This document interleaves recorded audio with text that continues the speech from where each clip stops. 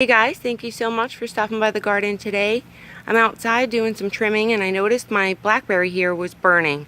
So I want to show you how to protect her. We are going to keep her back here.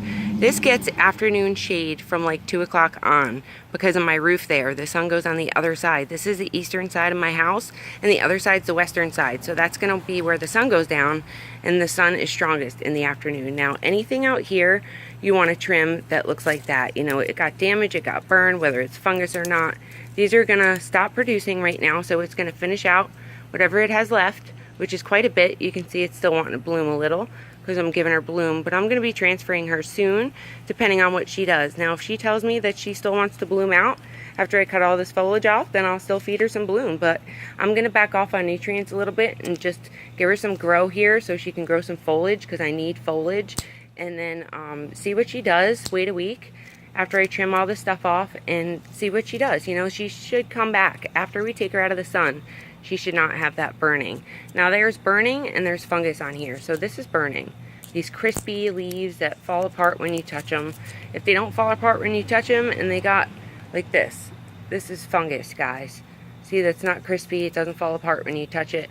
That's fungus. That's got to come off too. And every point where you cut, you're going to get new foliage to pop out. So it's okay. She's coming into growing season. They're going to stop producing fruit. And then she's going to start growing foliage like my BlackBerry over here. You can kind of see, I'm so glad that sun went down. It's so excessive. We're at like 98 degrees all week and it's just been so crazy. I have to come out here in intervals, so I figured why not grab my camera real quick so I can show you what I'm doing in the garden. We got to trim her up too.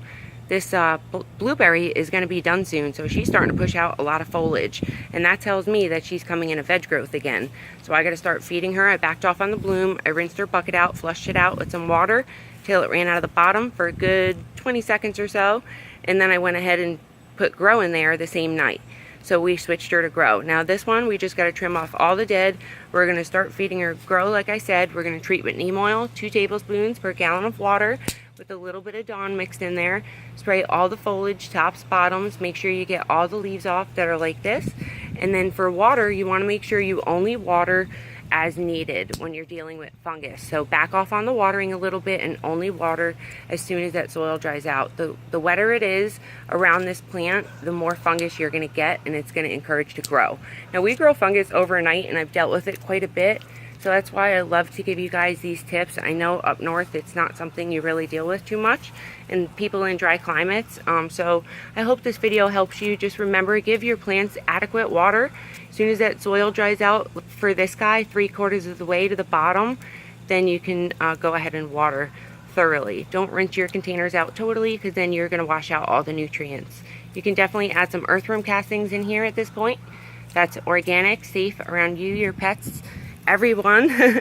It's worm poop and it's amazing for the garden, you guys. I love to use it and I love to collect it when it's out in the yard. You can definitely check that video out if you need some help on that. We're going to get trimming up here, and I appreciate you guys stopping by. If you need any help, comment below. I'm always here for you. And I just want to go over one more thing. So not only do you need to trim that off, but you should be trimming anything that looks like this. Any berries. See, I've been trimming a lot of this off because we got a lot of harvest off of her. She produced so many berries this year, and I'm so happy because she's only 1.5 years old. So anything that looks like that, so anywhere that you plucked off a berry, you're going to have to cut. See that? So let's see, we'll just cut it right off, and she'll grow foliage right out of there. We're going to clean it up because I can see some yellow. See that? Anywhere where she's yellow like that, I'm going to get rid of. Thank you so much for stopping by, you guys. I'll see you next time out in the garden when I have something good for you. Bye-bye.